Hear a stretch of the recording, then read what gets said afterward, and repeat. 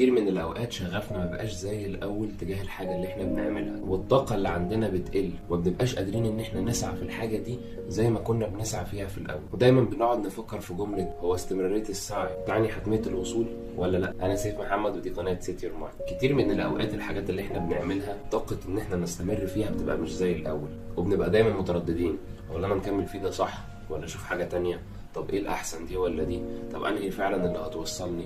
طب انهي اللي هتوصلني اسرع؟ كل الكلام ده احنا بنبقى مترددين فيه، وفي الاخر بنلاقي نفسنا ان احنا ما بنكملش الحاجه اللي احنا بنعملها وبنقف في النص، او بنبدا في حاجه جديده وما نكملهاش. طيب ايه احسن حاجه في ده كله؟ احسن حاجه هي ان السعي هيعمل حاجه من الثلاثه: يا اما هتنجح من اول مره وده مش بيحصل كتير ولكنه وارد، يا اما لو ما نجحتش في لحظتها هيديك خبره في اللي جاي، يا اما هيخليك تتعلم ان مش هو ده الطريق اللي كان يستحق المجهود فتشوف طريق تاني. يعني من الاخر كده خلينا متفقين ان مفيش مجهود بيضيع في الهوا، وان الحاجه الوحيده الغلط